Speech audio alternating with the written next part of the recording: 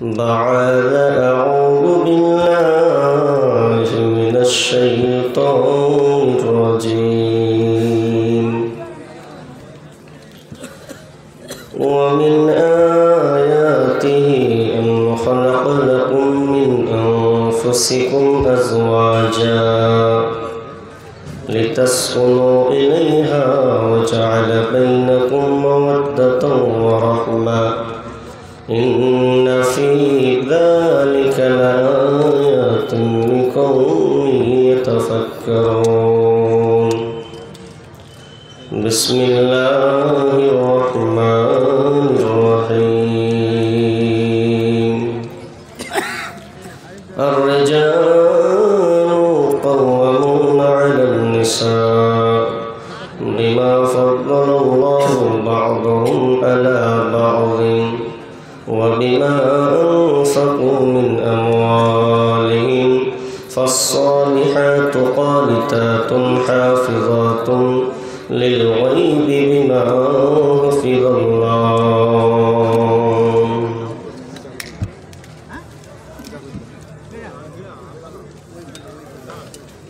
عن عبد الله بن عمرو قال قال رسول الله صلى الله عليه وسلم الدنيا متاع وخير متاع الدنيا المرأة الصالحة.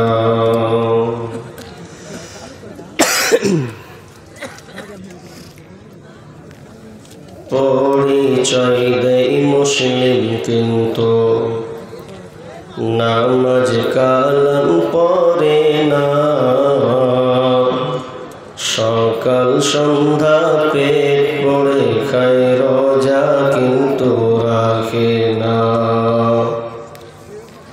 অর্থ সম্পদ সবই আছে হস্ত পালন করে না,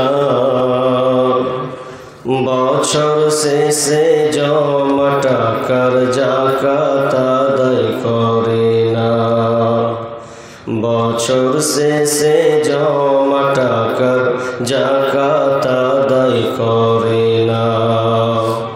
দানের কথা বাদি দিলাম শুধু আরো চাই, শুধু ঘুষ দুর্নীতি টাকা সবই কিন্তু খাই, হালাল হারাম আদেশ নিষেধ মানে না তো কিছু, বড্ড লোভী ঘোরে শুধু টাকার পিছু পিছু, পিতার সম্পদ লুটে পুরে খেতে চাই সব একা, এমন মানুষ কত আছে সমাজে যাই দেখা, কিছু আছে ফিতনা ফাসাদ শুধুই গীবত করে, নির্দোষীকে দোষী বানাই কলঙ্কিত করে, কিছু আছে দাড়ি টুপি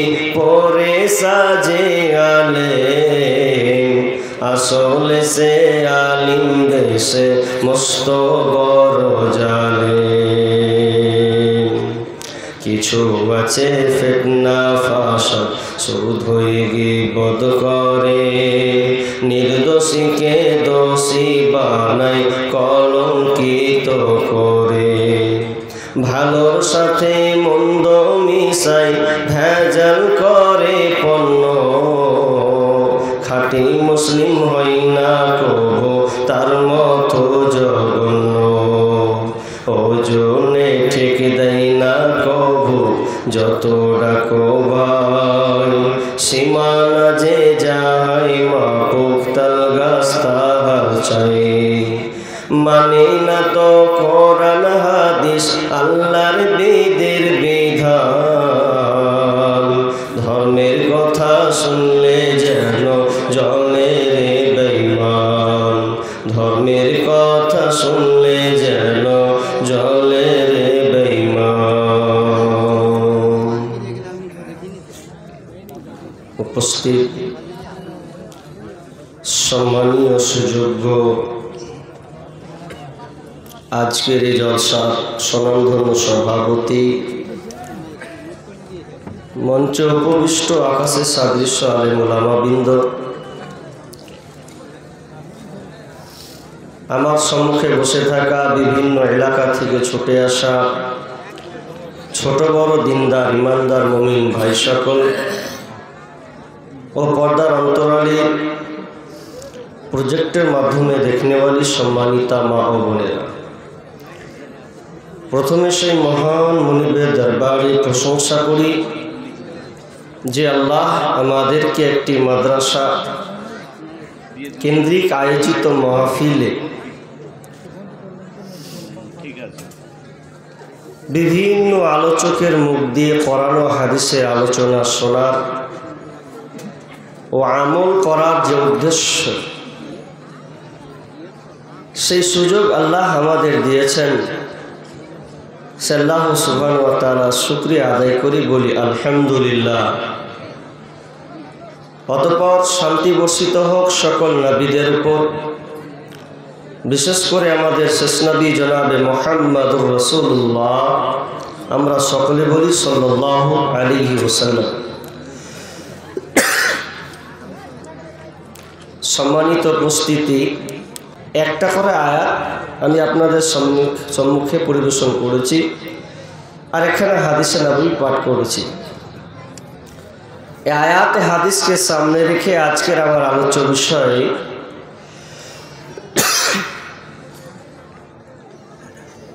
আল্লাহ তাআলা পুরুষ এবং মহিলাকে বানিয়েছেন, এটা কেন এবং কোন মহিলাগুলো ভালো। কারণ আমি আলোচনাগুলো যদিও ঘুমিয়েছি, কিন্তু যে যখন উঠেছে শুনেছি একটি বিষয় দিয়েছে, আমিও ভাবলাম যাক মহিলাদের কিছুটা বায়ান টাচ করা যাক। তারা কারা কারা ভাই আজ কতক্ষণ থাকবেন? 1:45 বাজে, মিনিমাম অন্তত 1 ঘন্টাও তো আলোচনা শুনবেন। জি শুনবেন, 5টা পর্যন্ত শুনবেন। তাহলে নামাজ কে কে পড়বেন? তাহলে ইনশাআল্লাহ হাত তুলেন তো, সবাই নামাজ পড়বেন কিনা? মাশাআল্লাহ, সব তো হাত তুলছে। জি, আলোচনা করব তার আগে একটা কথা বলি। আলোচনার মধ্যে সাহস পাবো কি? শিক্ষক পিছনে সাইডে বসে আছে গো, যিনার কাছে আমরা দাওরা বুখারী দিয়েছি, পাশে বসে আছেন। ভয়ও লাগছে একদিক দিয়ে, খুব কঠোর পাশে বসে আছেন। তিনি ছিলেন আমাদের ওইদিকে, তো খুব ভয় করতাম আমরা, কিন্তু ভয় লাগতো খুব। তো মাশাআল্লাহ আলেম হিসাবে কয়েকটা প্রাধান্যতা দিয়েছি। পাগড়ি পাওয়ার পরে পরে খোঁজ নিয়েছি, কিন্তু পাইনি যে কোথায় গেল। জি, তো হঠাৎ সাক্ষাৎ মোলাকাত হয়ে গেল, আমি ভাবতেই পারিনি। দেখা মাত্রই চিনে ফেলেছি, আগা দিকে সামনে আসছে। তো যাই হোক, আছে কিছু কিছু শিক্ষক আছে, ভালো লাগবে আশা করছি ইনশাআল্লাহ।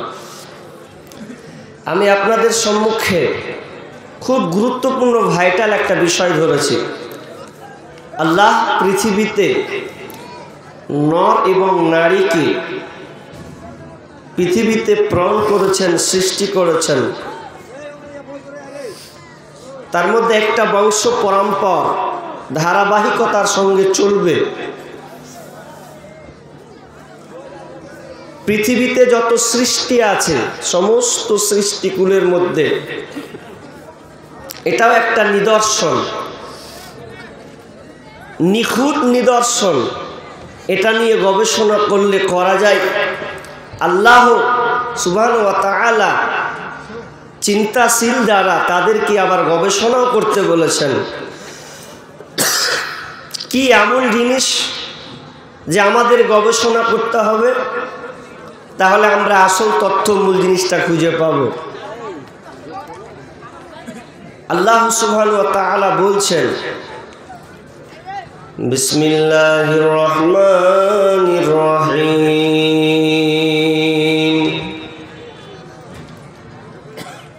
ওয়া মিন আয়াতিহি আন খালাকা লাকুম মিন আনফুসিকুম আজওয়াজা আজওয়াজা।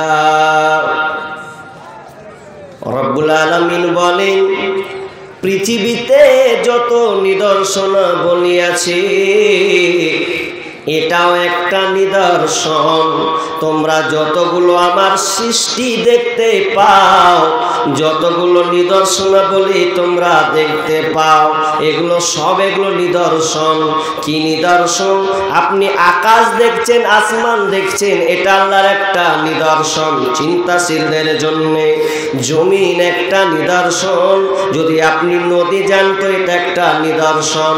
যদি আপনি পশু পক্ষীর দিকে তাকান এটা একটা নিদর্শন। সব কিছু আল্লাহ নিদর্শনাবলীর মধ্যে এটাও একটা নিদর্শনাবলী রেখেছে। ওয়ামিন আয়াতিহি আন খালাকা লাকুম মিন আনফুসিকুম আজওয়াজা। আল্লাহ বলছেন, আমি তোমাদের নফস থেকে, তোমাদের আত্মা থেকে আমি জোড়া বানিয়েছি। তোমাদের নফস থেকে আমি তোমাদের সঙ্গিনীকে বানালাম। জোড়া সৃষ্টি করেছো সবার, তাই তো সুন্দর ধরা। একের লাগি অপরজনে হয় যে মাতুয়ারা। আত্মার মতো শক্তি তুমি রেখেছো গোপন করে, শত চেষ্টাও করে তাকে পারি না রাখতে ধরে। ডাক্তার বদ্য কবিরা যত পাগল হয়ে যায়, কোথায় থাকে আত্মা তাকে খুঁজে নাহি পায়। তো আল্লাহ বলছেন, আমি তোমার নফস থেকে তোমার সঙ্গিনীকে বানালাম, তোমার আত্মা থেকে তোমার বিবিকে আমি বানালাম। কেন বানালাম? কেন বানালাম? লিতাসকুনু ইলাইহা, যাতে করে তুমি শান্তি তৃপ্তি পাবে। এই জন্য আমি তোমার সঙ্গিনীকে বানিয়েছি। আল্লাহ রাব্বুল আলামিন যখন আদম আলাইহিস সালামকে যখন নিজের হাতে বানালেন, জান্নাতে বসবাস করা শুরু হলো। সব কিছু মওজুদ তার জন্য প্রস্তুত আছে, কোনো কিছুর যেন অভাব নাই। এর মাঝেও যেন আদম আলাইহিস সালামের মনে যেন কোনো খুঁত থেকে গেছে, মনে যেন শান্তি নাই, আনন্দ যেন তার কাজ করে না। রব্বুল আলামিন বুঝে ফেলেছেন আদম আলাইহিস সালামের কি প্রয়োজন আছে, ও কি চায়, এটা হয়তো আল্লাহ বুঝে নিয়েছেন। এই জন্য আল্লাহ সুবহানাহু ওয়া তাআলা আদম আলাইহিস সালামের বাম হাত থেকে মা হাওয়াকে বানালেন। তোমরা রেখো গো স্মরণ, একদিন হবে যে মরণ। প্রথম নবী জান্নাতে ছিলেন, সঙ্গিনী হাওয়াকে পেলেন। চক্রান্ত করিয়া শয়তান খাওয়াইল কান্দম। তোমরা রেখো গো স্মরণ, একদিন হবে যে মরণ। মা হাওয়া আদম আলাইহিস সালাম জোড়াই বেড়ে গেছে, আনন্দ তার মধ্যে যেন কাজ শুরু করা দিয়েছে। কারণ আল্লাহ বুঝে ফেলেছে, কিন্তু ওরা একটা জায়গায় ভুল করে দিয়েছিল। আল্লাহ বলেছিলেন, আদম রে লা তাকরাবা হাদিহিস শাজারা ফাতাকুনা মিনাজ জালিমিন। খবরদার, তোমরা সব কিছু করবে, সবই তোমাদের জন্য ছাড় দেওয়া হয়ে গেল, কিন্তু খবরদার লা তাকরাবা, ওই যে গাছটা দেখ হাদিহিস শাজারা, ওই গাছটার নিকটবর্তী তোমরা হবে না। যদি তোমরা চলে যাও তাহলে জালিমদের তোমরা অন্তর্ভুক্ত হয়ে যাবে। শয়তানের পক্ষরে পড়ে, শয়তানের পাল্লায় পড়ে তারা দুজনে স্বামী স্ত্রী সেই গাছের ফল খেয়ে নিল, জান্নাতি পোশাক খসে পড়ে গেল এবং তারা জান্নাত থেকে বহিষ্কার হয়ে গেল, জান্নাতে হাজিরি দিল। স্বামী স্ত্রীর বন্ধন জোড়া আল্লাহ বানালেন। কেন বানালেন? লিতাসকুনু ইলাইহা, যাতে করে তুমি শান্তি তৃপ্তি পাবে। এই জন্য আমি আল্লাহ তোমার সঙ্গিনীকে বানালাম। কি করে বুঝবো আমার বিবি হলো শান্তির জিনিস, কি করে বুঝি আমি আমার শান্তি তৃপ্তিদায়ক জিনিস? তাহলে আপনাকে এক্সাম্পল সামান্য একটা টাচ উদাহরণ দিলে আপনি বুঝবেন। যদি কোনো ইয়ং ছেলে বিবাহ করে, বিবাহ করার পর দেখবেন প্রথম সবার চাহাত থাকে, নতুন কিছুর উপরে তার বেশি টাচ থাকে। নতুন বিবাহ পেল, একটা মেয়ে চয়ন হলো, বিবি হিসাবে আপনি নির্বাচন করে বাড়ি নিয়ে আসলেন। 1 দিন যায়, 2 দিন যায়, 10 দিন যায়, 20 দিন যায়, এ করতে করতে একটা মাস আপনি শুধু বাড়িতে কাটিয়ে দিলেন। তাহলে মা আপনাকে বলবে, বেটা একটু বিদেশ যাও, বিয়ে করেছ, ইনকাম করা লাগবে। বিবি বলবে, যাও একটু কাজ করেছে, ইনকাম করা লাগবে। আপনি নতুন বিবাহ করেছেন, বিবিকে ছেড়ে যেতে মন চায় না, কারও চাইবে না, প্রথম সবারই ভালো লাগবে। এখন আপনি বলছেন কি আমি যাব না, বাড়ির চাপে আপনি চলে গেলেন কোনো কলকাতা কিংবা দিল্লি কিংবা মুম্বাই কিংবা হায়দ্রাবাদ গেলেন। যাওয়ার পর এবার আপনি ভাবছেন, আহারে আমি নতুন বউ ছেড়ে এসেছি, 1 মাস 2 মাস 3 মাস পর্যন্ত যেন আমার হয়ে গেল, আর থাকবো না, বাড়ির দিকে রওনা হয়ে যাব। বাড়ি থেকে রওনা হলেন, আপনি বাড়ি থেকে আবার টিকিট কাটা শুরু করলেন। কিছুদিন পর মাস পর বাড়ি এলেন। বাড়ি এসে যদি আপনি বাড়ি ঢুকেছেন, বারান্দা গেলেন, আপনার কিনা এগনের দিক গেলেন, আর কিছু দিক পেছন দিক গেলেন, দিয়ে প্রথমে আপনি মাথায় একটা মগজ আপনার কাজ করছে যে আমার বিবিকে আমি রেখে এসেছি, আমার বিবি হলো আমার কাছে সর্বের এখন সেরা, আমি বিবির মুখ দেখবো তো আমার মন সান্ত্বনা পেয়ে যাবে, আমার বিবি হলো আমার কাছে সবচাইতে বড় সঙ্গিনী। এই আনন্দে আপনি বাড়ি আসছেন। তো বাড়ি এলেন, বাড়ি এসে যদি এবার খোঁজ লিছেন, প্রথমত বাড়ি ঢুকবেন, প্রথমে কেউ চাইবে না যে আগে বউর খোঁজ লি। কেউ আছে যে মাকে বলবে, মাকে রোজিনা আছে না চলে গেছে, তখন তো হবে যে বেটা কেমন হুঁসরে, মায়ের খোঁজ লাই, বাপের খোঁজ লাই, খালি প্রথমে ঢুকে খালি বহুর খোঁজ লিছে, ও কেমন দেখ 2-3 মাস হলো, তাতে আমার কথা ভুলে গেছে, শরমে বলবে না। এখন এইদিকে তাকাবে, ওইদিকে তাকাবে, হলো না কাজ, তখন দেখছে যার লেগে এত ছুটে তাড়াতাড়ি এনে তো ফের নেই, তো কোথায় গেছে, তো বাপের বাড়ি চলে গেছে, তাহলে তা থাকা যাবে না, শ্বশুর বাড়িটা মারবো কেনা, বাপ আছে, মা আছে, ভাই আছে, বোন আছে, সবাই তো বিদ্যমান, সবাই তো আছে, তাহলে কেন টেনশন মুক্ত হবে না? না, মন মানে না, থাকবো না, শ্বশুর বাড়ি যাবো, রহিমার কাজ যাব, না হলে আর থাকা যাচ্ছে না। বৈকাল হলো, উদাহরণটা আপনাকে কেন দিচ্ছি, কি মজা আছে। এবার আপনি মনে করে নিলেন, আমি বৈকাল হলো, সাইকেল ধরলেন, বাইক ধরলেন, এবার শ্বশুর বাড়ি মিষ্টি নিয়ে আপনি যেন প্রবেশ করলেন। প্রবেশ করার পর হাঁক মারলেন, হাঁক দিলেন, রহিমা বাইরে বেরিয়ে এলো। প্রথমতে যেন জানটা ঠান্ডা হয়ে গেল। বাড়ির দিকে গেলেন, রাত হলো, স্বামী স্ত্রী দৈহিক মিলন হলো, শারীরিক সম্পর্ক কায়েম হলো। এমন হওয়ার পর সকাল হয়ে গেল, দেখবেন ওই পুরুষটার মেনটা, তার মাথার মগজের কমন সেন্সটা ছিল এমনভাবে তার চেঞ্জ হয়ে গেছে। আগের তুলনায় যা ভারাক্রান্ত মন ছটপটি করা থেকে তার মনে একটা আনন্দ, একটা তৃপ্তি তার মধ্যে যেন কাজ করলো, আর থাকলো না। বিবিকে বললো, বিবি রে তুমি থাকো, আমি এবার বাড়ির দিকে রওনা হয়ে গেলাম। বাড়ি গেলাম, বাড়ি গিয়ে মা দেখছে বেটার আনন্দের মুখ, বোন দেখছে ভাইয়ের আনন্দের মুখ, সবাই যেন দেখছে মুখটা যেন উজ্জ্বল করছে। কিন্তু কি বাড়ি তো আসলো, এটা মায়ের দ্বারা কাজ হলো না, বোনের দ্বারা কাজ হলো না, ভাই সান্ত্বনা দিল না, বাবা সান্ত্বনা দিল না, সান্ত্বনা দিল কে? তো বিবি সান্ত্বনা দিল। আপনার মেন্টালিটি একেবারে চেঞ্জ করে দিল।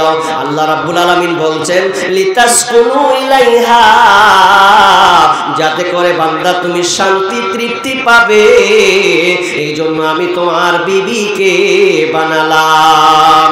ওয়াজালা বাইনাকুম মাওয়াদ্দাতাও ওয়া রাহমা, এবং আমি তোমাদের দুজনের মধ্যে পারস্পরিক সম্পর্কে ভালোবাসা বন্ধনকে আমি বৃদ্ধি করে দিয়েছি। তোমাদের দুজনের মধ্যে ভালোবাসাকে এমন ভাবে আমি আল্লাহ ঢেলে দিয়েছি, তুমি যতই নতুন বিবাহ করো না কেন, আজকে দামাইপুরের ছেলে তুমি বিবাহ করে নিয়েছে শামসি থেকে, হরিশ্চন্দ্রপুর থেকে, ভালুকা থেকে বিয়ে করে নিয়ে আসলে, কিন্তু ওই মেয়েকে তুমি চিনো না।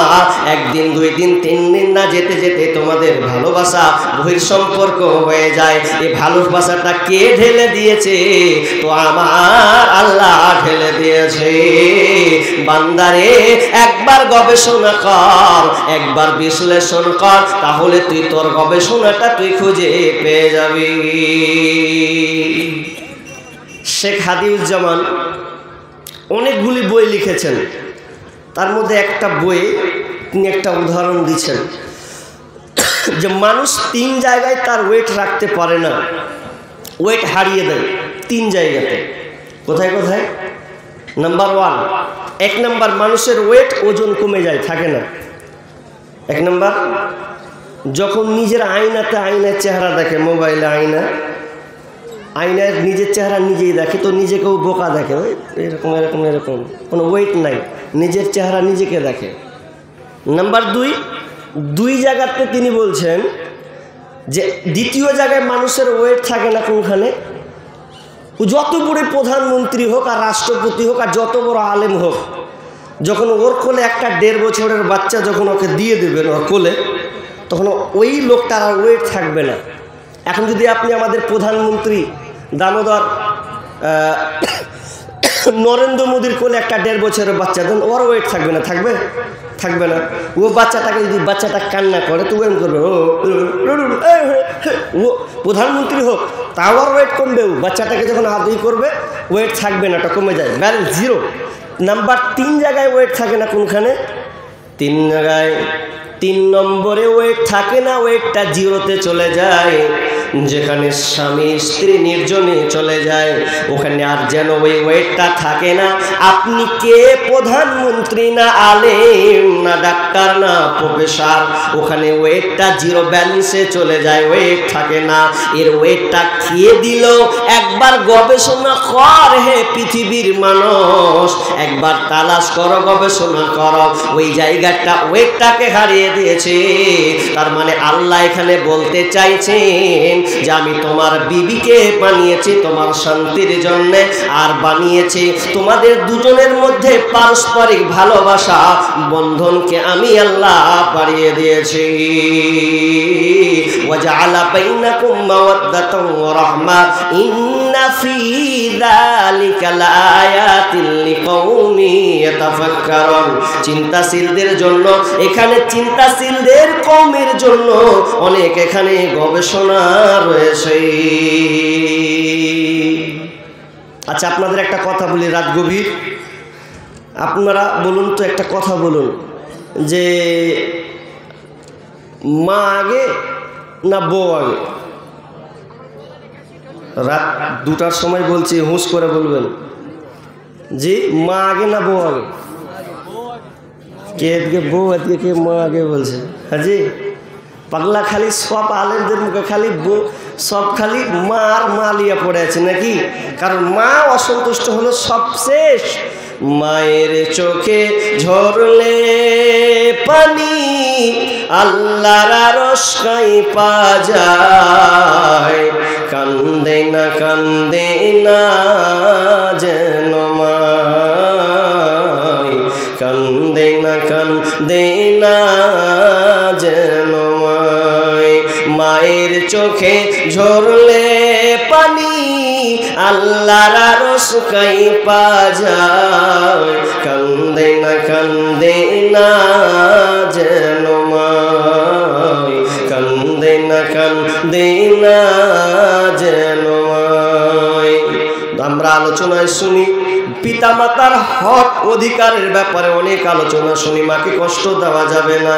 কিন্তু আপনাদেরকে আমি প্রশ্ন করি, পৃথিবীর প্রথম ঘর কোনটি? পৃথিবীর মসজিদ, পৃথিবীতে প্রথম যে ঘরটা বানানো হয়েছিল তে ঘরটার নাম কি? আপনাদের সামনেগুলো বলছি, কোনো আলেম বলবেন না। পৃথিবীর প্রথম ঘর, পেছন দিক দিয়ে বলছেন নাকি? আবার সামনের লোক বলেন, পৃথিবীর প্রথম ঘর পারবেন না? কি শুনছেন তাহলে? কাবা প্রথম ঘর। আচ্ছা, তারপরে দ্বিতীয় কথা বলেন,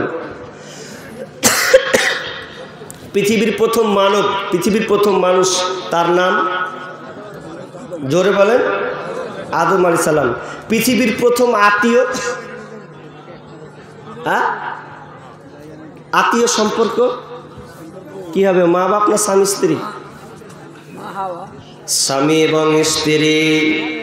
পৃথিবীর প্রথম আত্মীয় সম্পর্কটা স্বামী এবং স্ত্রী, মা বাপ নয়। আগে স্বামী স্ত্রী হয়েছে, তারপরে সন্তানের ডেলিভারি হয়েছে, এরপর দিয়ে মা বাপের লিস্টে তার নামটা গেছে। তাহলে প্রথম আত্মীয়টা হলো স্বামী এবং স্ত্রী। শুধু তাই নয়, এতদিন শুধু খালি মা বাপের আলোচনা শুনেছেন, কিন্তু মা বাপ তো ইবাদতের দিক দিয়ে, কিন্তু সবচাইতে মহাব্বতের জিনিস হলো বিবি। বিবি বিবি বিবি, মা নয়, আগে হবে বিবি। কারণ শুনলেন, আপনি যে পৃথিবীতে এসেছেন 9 মাস 10 দিন আপনি আপনার মায়ের গর্ভে ধারণ করেছেন, তারপরে আপনি পৃথিবীতে এসেছেন। তবে শুনলেন এই সম্পর্কটা হয়েছে দেহর সাথে, আত্মার সাথে নয়, দেহর সাথে সম্পর্কটা হলো।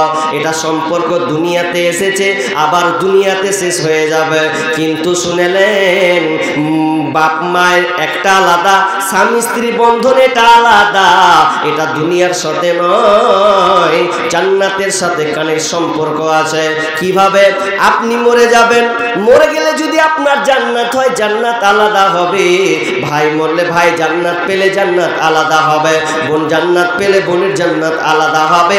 মায়ের জান্নাত পেলে মায়ের জান্নাত আলাদা হবে। বন্ধুর জান্নাত আলাদা হবে। কিন্তু মরার পরে যদি স্বামী স্ত্রী জান্নাতি হয়, তাহলে তারা একসাথে জান্নাতে থাকবে। দুনিয়াতে যেমন আপনার আল্লাহওয়ালা, আল্লাহওয়ালি, আল্লাহর নেক বান্দা, নেক বান্দি যদি হয়ে যান, তাহলে আপনারা দুনিয়াতে স্বামী স্ত্রী যেমন হলেন, মরার পরেও আল্লাহ আপনাকে একই ঘরে একই খাটে দুজনকে রাখবেন। তার মানে আমরা বুঝতে পারলাম যে সম্পদ, সবচাইতে বড় সম্পদ সঙ্গিনীর সাথে হলো আমার বিবি। এখন মা বোনদের একটা রোগ আছে, রোগটা কত খারাপ। এখন একটা চাচি মেয়ের বিয়ে দিল, মেয়ের বিয়ে দেওয়ার পরে জামাই পেয়েছে ভালো কোয়ালিটির একটা মাস্টার। এখন দেখে জামাই ভালো পেয়ে নিয়েছি, কেমন ভালো, মানে বউয়ের দিকে নজর বেঁচে, আমার বেটিকে এত ভালোবাসছে, এত পেয়ারা দিচ্ছে, এত মহাব্বত করছে যে সব সময় খালি 5 ঘন্টার মধ্যে 10 বার কল ঢুকছেই, মানে এতটা ভালোবাসে, স্নেহ করে। তা আমি জামাই যদি পেয়েছি তো একখান জামাই পেয়েছি। এখন পাড়ায় পাড়ায় বুবুদেরকে বলে না, মা বোনরা বুবু বুবু ধরে কাজ করে না, ওয়াকে ওয়াকে গল্প শোনাই, ওয়াকে গল্প শোনাই। এবার কিছুদিন পর যদি বেটার বিয়ে দিচ্ছে, তো 1 মাস 2 মাস যাই না, তখন বলছে ছি ছি ছি ছি, কি কোন ঘরের বেটি যে পেয়েছে, হার বেটা হার সবসময় হার কাছে ছিল, এখন বেটাটাকে হার বহু কেড়ে নিলে। একই মুখে 2 রকম কথা। একবার বলছে যে আমার বেটি জামাই পেয়েছি ভালো, আর বেটা যখন বিয়ে দিয়েছে তখন বলছে যে আমার বহুমাটা একদম বেকার, আর বেটাকে কেড়ে নিলে। কেন? ওদিক দিয়ে ভালো আর এদিক দিয়ে খারাপ হলো, জানিস না? এটা জান্নাতের প্রোডাক্ট। আল্লাহ তাআলা বানিয়েছেন, সঙ্গিনী বানিয়েছেন, তো ওকে মনে করবে না, তার কাকে মনে করবে? কিন্তু এবার শুনলেন, আমি আয়াতটাকে কভার এখান থেকে শেষ করে দিলাম। এবার আল্লাহ সুবহানাহু ওয়া তাআলা বলছেন, আর-রিজালু কাওয়ামুনা আলান নিসা বিমা ফাদ্দালাল্লাহু বা'দাহুম আলা বা'দিন ওয়া বিমা আনফাকু মিন আমওয়ালিহিম। আল্লাহ সুবহানাহু ওয়া তাআলা বলছেন, ওহে নারীকুল, তোমাদেরকে শান্তি তৃপ্তির জন্য বানা হয়েছে, ঠিক আছে, তবে তোমরা এটাও জেনে নাও, তোমাদের তত্ত্বাবধানে তোমাদের কর্তৃত্ব দেবে, তোমাদের পুরুষরা হবে নেতা। আর রিজালু কাওয়ামুনা আলান নিসা, তোমাদের নেতা হলো পুরুষ, তোমাদের নেতা হলো তোমাদের স্বামী। আর রিজালু কাওয়ামুনা আলান নিসা বিমা ফাদ্দালাল্লাহু বা'দাহুম আলা বা'দিন, কেননা আল্লাহ এক অপরের উপরে মর্যাদা দিয়েছেন, শ্রেষ্ঠত্ব দান করেছেন, এক অপরের উপরে আল্লাহ মর্যাদাকে ঢেলে দিয়েছেন। কেন দিয়েছেন? ওয়া বিমা আনফাকু মিন আমওয়ালিহিম, কারণ তারা ইনকাম করবে আর ইনকাম করে বিবির পেছনে খরচা করবে। ওহি নারীকুল, খবরদার স্বামীর উপরে তোমরা জানো আঙুল তুলতে যেও না। তোমাদের নেতা, তোমাদের তত্ত্বাবধায়ক, তোমাদের নেতা বানানো হয়েছে, তোমাদের কর্ণধর যারা হবে তোমার স্বামী, কর্তৃত্ব দেবে তোমার স্বামী। আর তুমি কি করবে? এবং তোমার স্বামী তোমার জন্য ইনকাম করে নিয়ে আসবে আর তোমার পেছনে খরচা করবে। কথাটা হেঁটে দু তিনটা ইম্পর্টেন্ট কথা আছে। কি বুঝলেন? স্বামী দায়ভার নিবে স্ত্রীর উপরে, যা কিছু আছে কর্তৃত্ব, এক কথায় যা সমস্ত কাজ পাওনা যত কিছু খরচা হয় স্বামীকে বহন করতে হবে, আর বিবির সেই খরচ থেকে, সেই ইনকাম থেকে খরচা করবে। এখন সবচাইতে একটা ভয়াবহ রোগ হয়ে গেছে। কি রোগটা? আমাদের মালদা তো আছে, তাই আমাদের মুর্শিদাবাদের তো সবচেয়ে বেশি, সবচেয়ে যে জায়গায় আমরা বাস করছি, কারখানা, কারিগর, বিড়ি বাঁধার জায়গা, সবচাইতে কিছু নাদান আছে, কিছু অপদার্থ ব্যক্তি আছে, যুবক আছে, যে বিয়ে করার পরেও ইনকাম করে না, বিবির ইনকামে খায়। অথচ আল্লাহ বলছেন তুমি ইনকাম করবে, তোমার বিবির পেছনে খরচা করবে। যে উল্টা হয়ে গেছে, যে বিবির খরচাতে সংসার চলে। আমি অনেক পরিবার দেখেছি, অনেক ঘর মেয়েদের নিয়ে, বিবিদেরকে নিয়ে বিড়ি বাঁধছে, আর মরদ হিজড়া নামের পুরুষটা বসে বসে স্ত্রীর ইনকাম করে খাচ্ছে। কেন? বিড়ি বাঁধার চাকরি, 2.5 পাকের চাকরি। এই চাকরিটা কত কষ্টে যে বেঁধে ও মিনিমাম হাপ্তাতে 2000, 1000, 2000, 3000 করে নিয়ে আর সংসারটাকে চালায়। হালাল হারাম ফতুয়াটা পরে দেন, তবে ওর ইনকামে আজকে পুরুষেরা খাচ্ছে।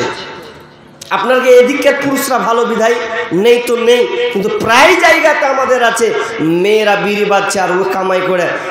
এখানে বাজার করতে হবে ওকে, বাজার, ওকে ছেলে ডাকছে আব্বাজি বাজার করতে হবে, বাজার। এখন চাষের আড্ডায় বসে যার বলছে দাঁড়া তাস খেলছি, তুই বাজার বাজার ঘেনার ঘেনার করতে আসছিস, তোর মাকে পুছে লেগা। এখন ওর মা কি করবে? কিন্তু না, এই জন্য বিষ্ণু বলছেন ইয়া মাসারাস শাবাবি মান ইসতাতা মিনকুমুল বাআ ফালিয়াতাজাওয়াজ। হে যুবক দল, তোমাদের যাদের সামর্থ্য রয়েছে তোমরা বিবাহ করে নাও।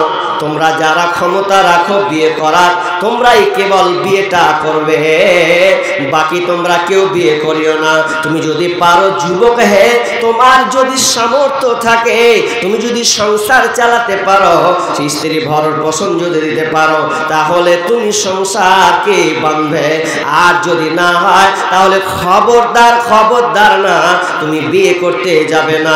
যদি তোমার অর্থ করি না থাকে, সামর্থ্যবান যদি তুমি না হও, তাহলে বিশ্বনবী বলছেন তাহলে তুমি রোজা রেখে তোমার জীবনটাকে পার করে দাও। তোমার যৌবনটাকে তুমি, তোমার বাসনাকে তুমি দমন করে নাও রোজার মাধ্যমে, কারণ রোজাটা তোমার বাসনাকে সে মিটিয়ে দিতে পারবে।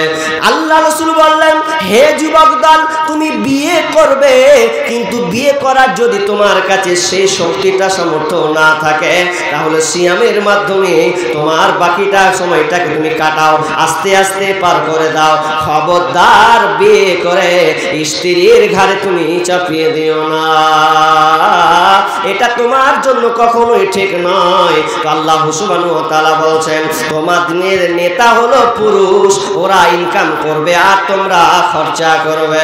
বিশ্বনবী বলছেন আলাইকুন্না ফিল বাইতি ফাইন্নাহু জিহাদুন কুন।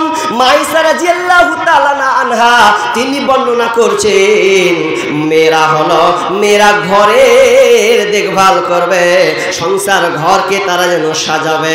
এটা হচ্ছে মেয়েদের ডিউটি, এটা আমার মা বোনদের ডিউটি, এরা সংসারকে সাজাবে। ফাইন্নাহু জিহাদুন কুন, এটাই হলো তাদের জন্য জিহাদ। আর পুরুষ তুমি ইনকাম করে তোমার বিবির পেছনে খরচা করবে।